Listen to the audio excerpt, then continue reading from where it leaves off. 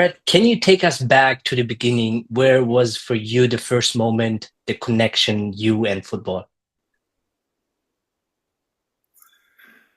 So the connection between me and football, that's a good question. I don't remember. I think it was certainly watching people play, watching how happy they were playing, and that drove curiosity, I think. Like, why are they so happy? Like, why are they laughing, smiling? And I think I wanted to try it. I tried it and I fell in love with it. I think so. But I don't Nice. know when. But I remember like when you were a kid, you couldn't play. You had to watch the big guys play. Mm. And when you started your football career, like at which age was it and how did it develop? Yeah, so I started maybe a bit late at 10 years old. However, I quickly, because first I was doing martial arts and then I stopped that and I went to football. So I had like a small transition to do. And I had been training like since 10 till 21 when I got injured. But yeah, just like everyone else, was trying to go pro, training daily. Couldn't do it, couldn't make it. So, and just like a lot of people, when you want something so much to become a pro player, you can do it, you transition into coaching because now it's about helping then someone else achieve that dream you never could achieve, you know? So that Mm. was the transition between football player to football coaching. So how was it for you, like having this dream of becoming a football pro and doing everyday training? How intense was it for you? Heartbreaking. I think it was the biggest heartbreak for sure because I was very, you know, when you invest a lot in something like 3 trainings a day from Monday to Friday, Saturday off, then Sunday, 3 trainings again, 1 game, gym and recovery. So when you're doing like 18 sessions a week and you don't reach the destination that you had in mind, I mean, it's heartbreaking for sure.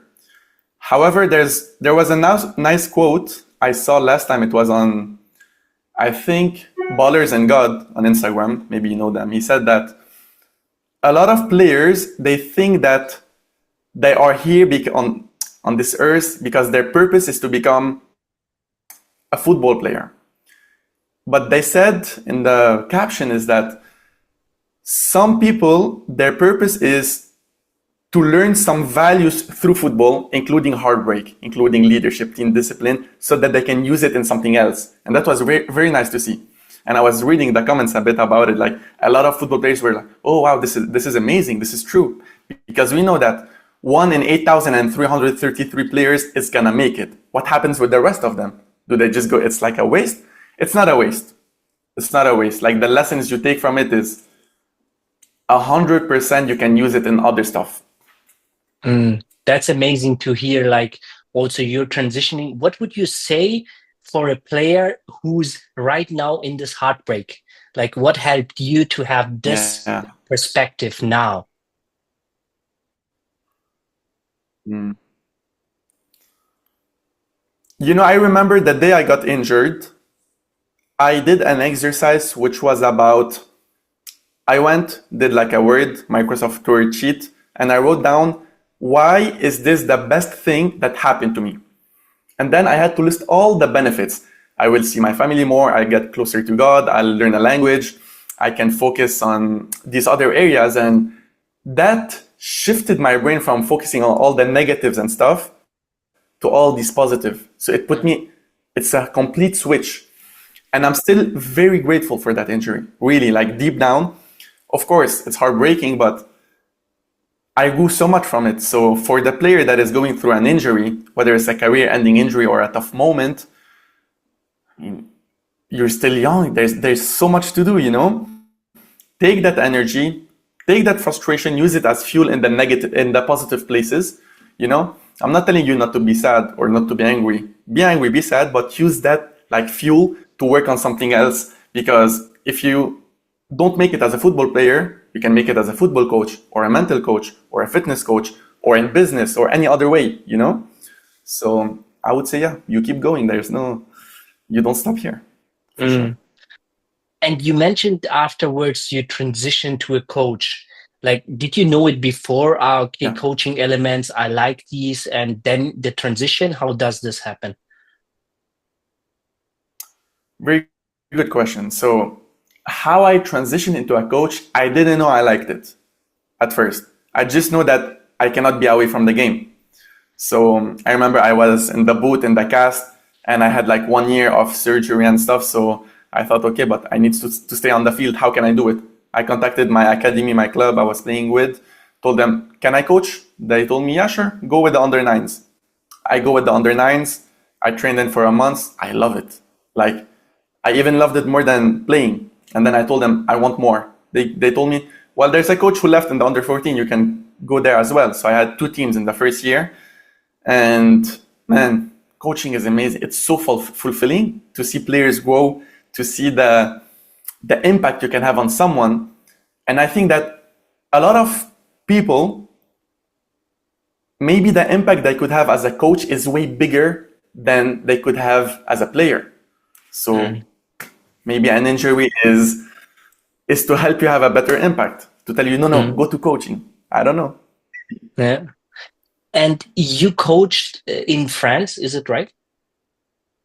Yes, correct. In Paris. I coached for 3 years and then I moved to Spain, where I am actually. Mm. And if we, let's say you were coaching in the early stage, which kind of challenges and struggles you had from as a coach? Because it's a different role from a player to a coach. Yes. So the main challenges the first year was to, because you're dealing with kids as well, kids are a bit harder, is how can I catch his attention? Because you come in, first year of coaching, you want to give all the tactics a lot, you want to give a lot, you know? But sometimes less is better, especially with kids. So you have to learn how to be sharp, straightforward, direct to maintain their attention, which they have like an attention span of few seconds. So that was one, the short attention span of the player. The second challenge was, I would say, knowing which buttons to use on each one. Because for me, it was like black or white. You know, I used to treat all the players the same, but we're all different. So with experience, you learn to say, though, okay, so this guy, I can tell him that he didn't do well today, and that was gonna motivate him so much to prove me wrong. With the other guy, it would kill his confidence. So you can say X to player A, it would build him, but you can say X to player B, it would kill him. So Mm. you have to learn how to adapt to people. I would say Mm. these two main challenges. Going to the first challenge, like you have to, for kids, for example, you have to be playful. Can you give us some advices how you can Yeah. attract kids' attention? Mhm. So one of the things when you're speaking with them and you want their attention, don't ask for their attention. Don't tell them, guys, listen, listen. No, you sit there in silence and you look at them. And then they're gonna be like, coach is looking, coach is waiting for us. You don't tell them, okay, right? You just stand there and you look at them. So that's one technique. The second technique, something that worked really was having a talk about that with them at the beginning of the season, telling them that, okay, the more you listen to me, the more you will develop, the better chances you get of achieving your dream. However, the less you listen to me while I'm speaking, the more you let other players develop while you're not getting any knowledge from your coach, the less chances you get at reaching your goal. And imagine you will not make it just because you didn't want to listen to me. So I showed them these two futures, how bad it would be if they didn't listen to me and how good they would be if they listened to me. So that really drove, okay, so when the coach speaks, they remember this speech, you know, and they want to listen because they have the fear of, okay, no, no, I need to get the knowledge. I want to gain the advantage. I don't want others to gain the advantage. Mm. Some might agree with this technique. Some might say, no, don't do that with kids. It worked. They learned so much. They developed very fast. So it's a good technique as well. Mm. Amazing. Like bringing also the competitive nature in the kid outside. Yes, Mm. absolutely. Absolutely. What would you say, like which kind of coaching style you would prefer? No, not prefer, but like you have if you compared to like coaches we know, like which kind of coaches you were looking up and to see, okay, that's my style. I like his style. I watch a lot of different coaches sports to get an idea. I saw coaches that are very calm, like we saw with Ancelotti when we went to his conference. Remember, he was saying that he was so calm and stuff, and he got successful. We saw another one like he's very passionate. He's so on them, maybe like Guardiola, and he also succeeded. So there's no right answer. Now, as of me, I'm more someone who's more energetic, more passionate, more dynamic. So that's my style, I would say. Yeah. Mm. And then you decided after like the coaching experience, you decided to move to Spain. Can you give us a bit information about that? How does it come and what did you do in Spain? During my 3 years of coaching in France, I noticed something that was a bit disturbing. I noticed that a lot of coaches, more than 50% in the amateur world, they lack a lot of knowledge in the psychological. They lack a lot of knowledge in the mental side, so they didn't know how to talk to their players. And the negative effects I was seeing is, for example, after the players used to make mistakes. Is it working, the mic? Yeah. Yeah. So I was seeing that after players made mistakes, the coaches would yell at them from 10 years old. So these players would develop core beliefs that mistakes are dangerous, and they would overthink, and they would be afraid of taking risks, and they will not go anywhere with that fear. So that was one. The second thing also, after a loss, the coaches would like go at them like their confidence is already low. You're making it even lower. How will you find it again next week on Monday when you have training? So that drove some curiosity that, okay, no, I don't want to be like them. I want to learn about the mental side. So I started learning about the psychology in sports psychology, and it was fascinating. Like I used to apply it for me as well, as a player, even as a coach. And I decided to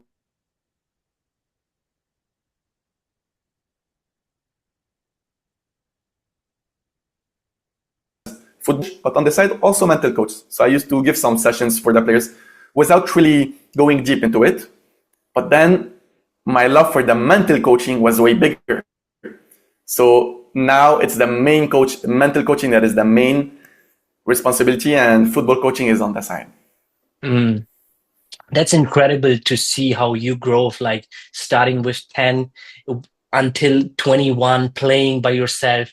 With the heartbreak, you developed a new challenge with coaching, and now you're going into the mental coaching. Regarding the mental coaching, going back to you as a player, which kind of struggles you had in your mentality, and how did you train it at this point? That's an amazing question. So the main issue, I think, today is the lack of guidance. So you're 17, you're 18, you're 19, you travel abroad alone, and you want to make it, right? However, there's no one to guide you, so you have to figure things on your own. So you're already studying, you're already working, playing, and then you have to do your research about how to think and mental training and stuff. So, and you see everyone telling you, play to win, play to win. You have to want it. So you go into games thinking that, okay, if I don't win, it's very bad. But now with mental coaching, we know the difference. So confidence was very unstable, because when you lack guidance and knowledge also in this field, what happens is that when I used to win a game, confidence goes up. But when I lose, it goes down. So this unstable confidence, because no one has taught me anything about it, right?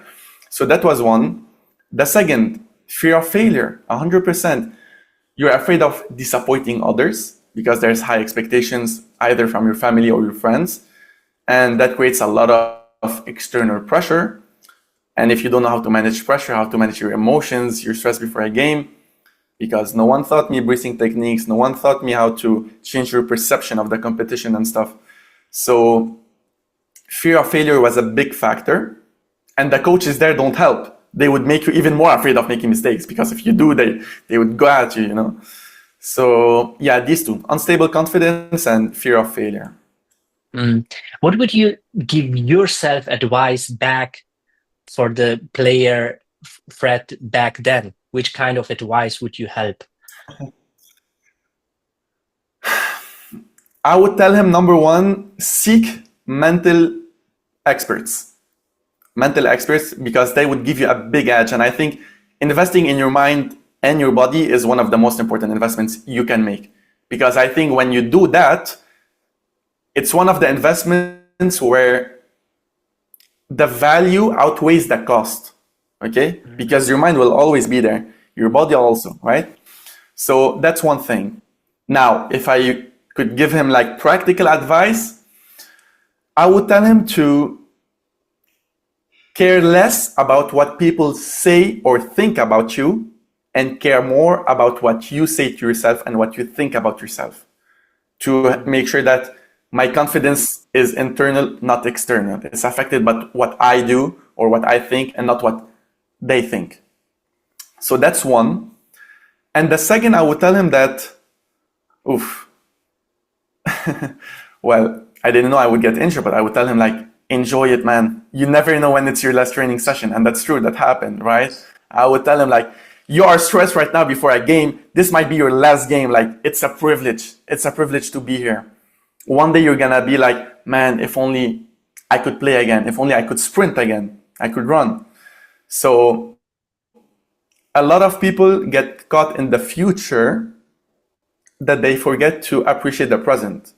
And they're not grateful for the opportunity to be actually playing the sport they love, even at a high level. So love the pressure. Yeah, for sure. Yeah, that's strong. I had like last week talk with also football. He was injured and he talked about he learned dancing in the storm because if you are injured, it's not always sunshine and rainbows. And that's like to learning embrace the Right. pressure, learning being in this pressure and just dancing through and enjoying the process because you don't know when the tornado is coming. For sure, you have to enjoy it. Even when you're injured, like, as you said, enjoy the journey, right? So I think there's a lot of positive stuff when you're injured that you can look at. So it's not just negative. Hmm. What would you say right now you are coaching young footballers on the mental side?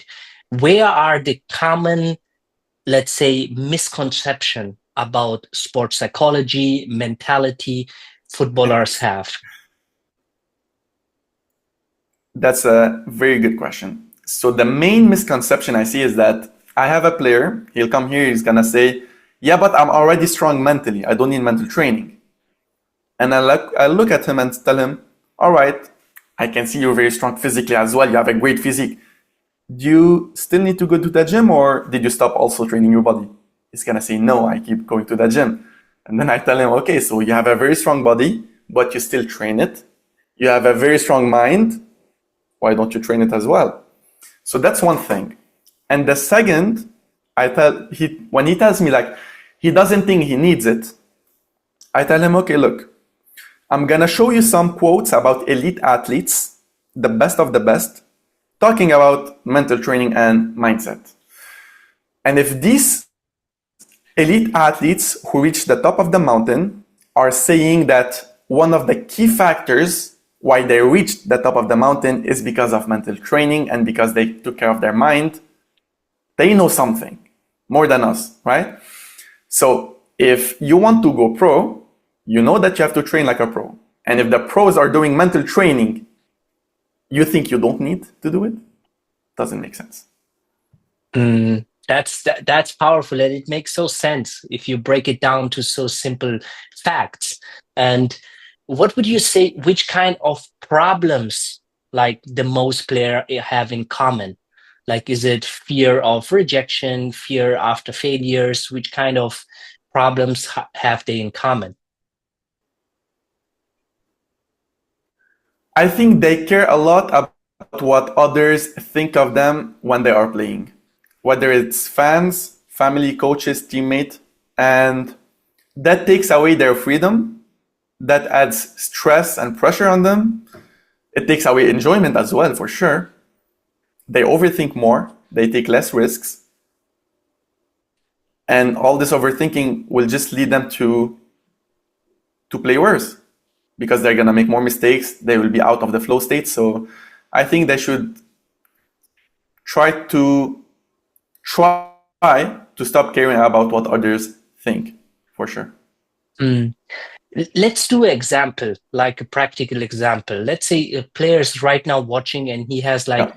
the same problematic what you are saying. He's thinking too much the other's opinion. And what can he do step by step to break this pattern?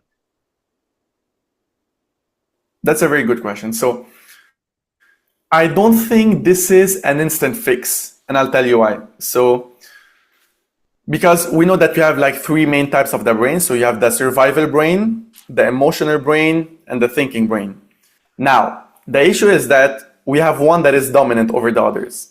And mostly those who didn't train their mind, their emotional brain tends to take over. Okay?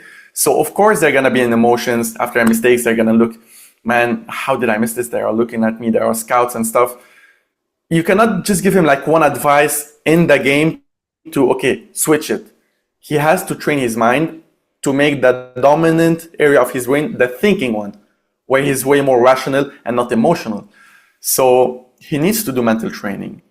Now, regarding quick fixes, I mean, one of them is to really is the goals he set as well before games. Most players, they put outcome goals like I need to score 2 goals, I need to make an assist, keep a clean sheet. And all these are outcome based, you know? And what happens when you tell your brain that this is what is important before each game, you write down these kind of goals, your brain is gonna want external validation, whether it's statistics or others' opinions and compliments. But if he changes what he looks for in a game, so he changes the way he writes down goals, so he's gonna say, I need to do maximum effort from minute 0 to 90. I need to maintain a positive body language regardless of the score. I need to communicate all the time, even if I'm not playing good. He tells his brain, okay, this is what is important. My effort, what's in my control, the process. And he starts to detach a bit from all this external validation like statistics and opinions and more into like internal effort. And I think game after game after game, you change the core belief that others' opinions are very important into, no, it's my opinion of me that is very important. But it needs to change the core belief. It takes some time. What would you say, how long does it take for a player? Let's say he's working once a week with you. How long, which kind of success story do you had like to changing this mindset shift? So one of my favorite players that I'm coaching, his name is Alan.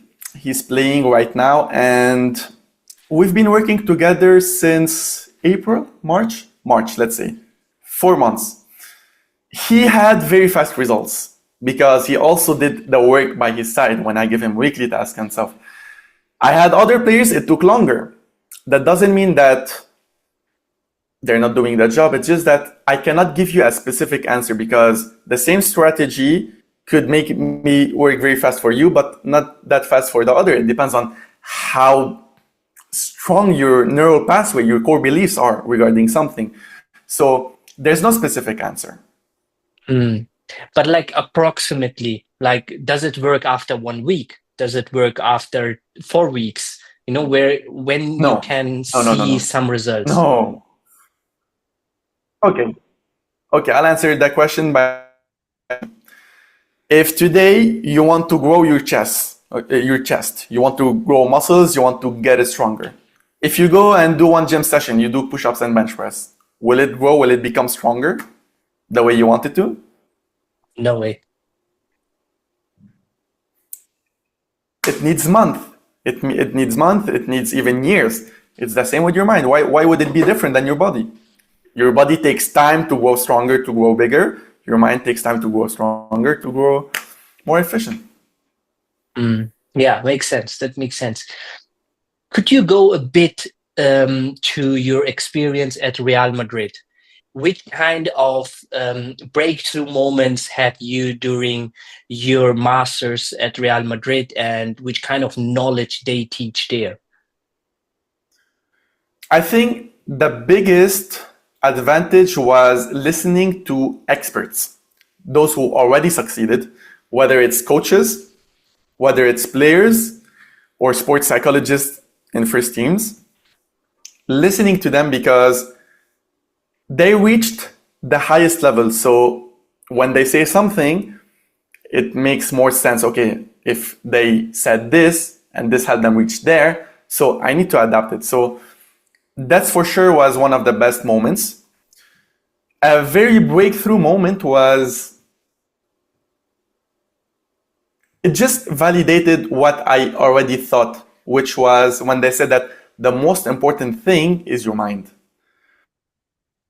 When you see that 9 out of 10 experts say that, okay, man, we need to spread this message to the kids because they don't think it's that, to the players because they don't know about this.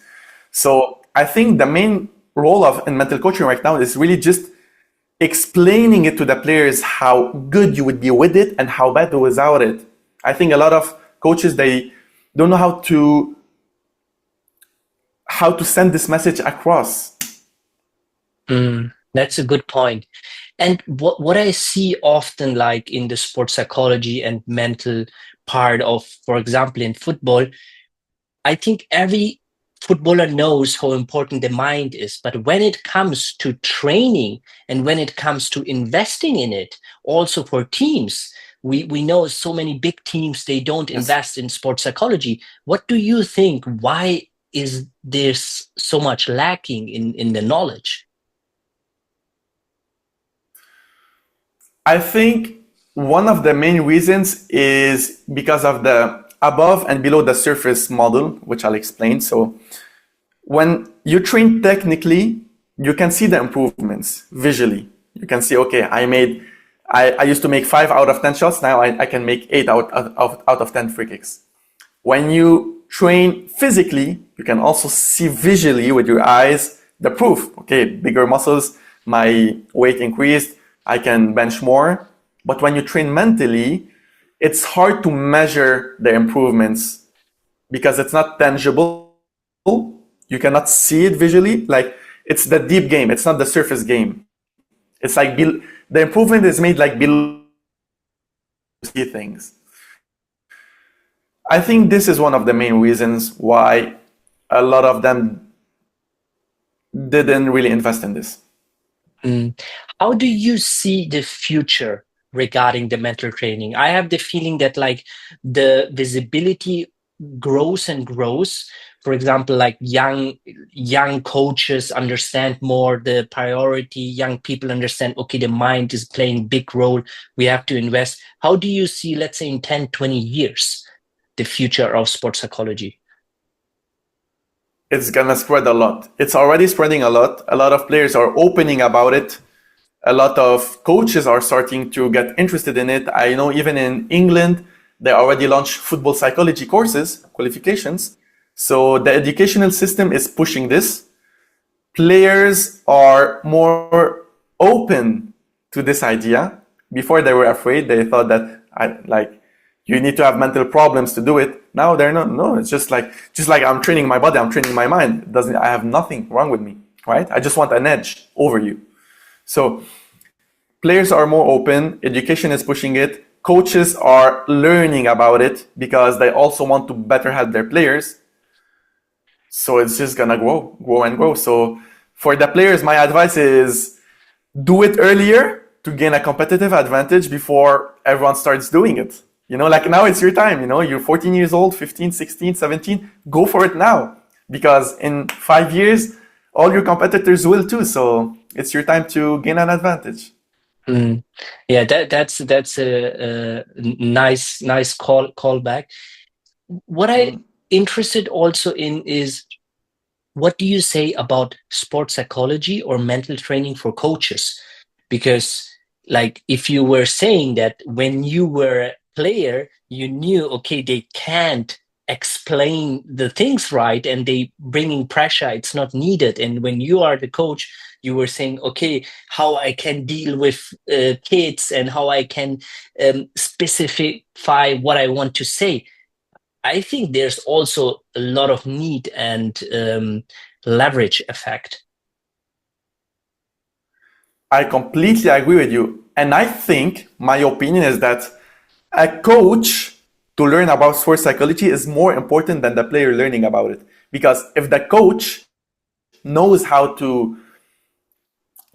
sports psychology, knows how to coach his players mentally, the players don't need to seek like that much, because the coach is giving him everything since he's young, so he's developing with it. So it's implemented in his methodology, in everyday training, in the way he speaks and stuff. So I think the coaches are the priorities to learn about sports psychology before the players. Yeah, that's a good point. I watched like an interview from Jürgen Klopp, and there was like behind the scenes, the people who worked with him, they were talking about this guy knows how he communicates with everybody. And it started with the guide who's just doing the tour of the facilities, and he was like, he's talking also with me, and he understands everybody so specific that I was like, okay, this guy knows a lot about psychology, how to communicate, how to behave. And it shows also then the big success in his career. And that's amazing. Which kind of coaches you see and say, oh, these coaches, they know about psychology? I think, well, the one we met, Ancelotti, knows a lot. He knows a lot, and a lot of players talked about it, that one of his main strengths is his man management. It's not about teaching you how to play football, it's knowing how to manage the people, managing the egos, knowing how to push you just enough, not to burn out, but just enough to perform, know when to be hard on you, when to be easier on you. He knows that. He knows how to speak with people, and the player said it was one of the most important moments in their career, passing through Ancelotti. Mm. What is your reflection over this whole year doing the masters at Real Madrid? Like a quick summary.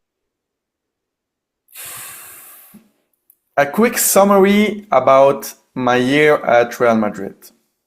Number one, it was really the people that you meet there. So I think the main value I got of it is the connections, is the relationships that you get either from the professors, the experts, the students, your mates, classmates.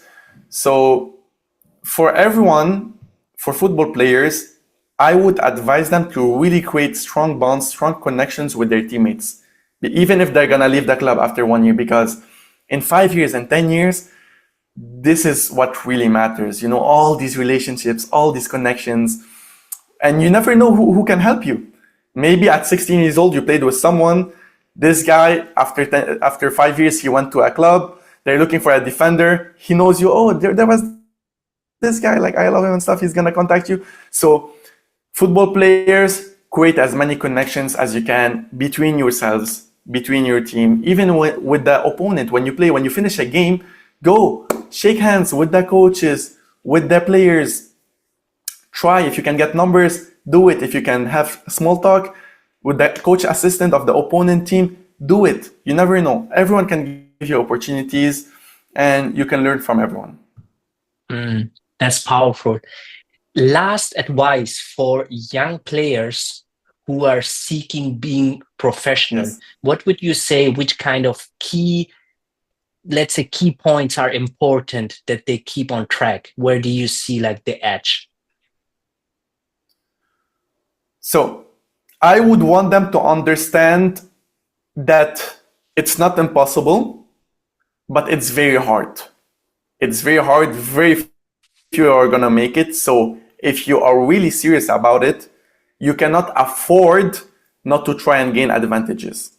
So you have to train technically, of course, tactically, of course, physically, of course, and mentally, of course. Because if you aspects out of the four, you're halfway out of the race, because you're competing with people that are training the four aspects. And not this, people who are training the four aspects will not make it as well. So not only do mental training, but do it with the right people, do it with the right experts. So I would say that is my biggest advice for now. Gain every competitive advantage you can. Don't leave any stone unturned. Thank you, Fred.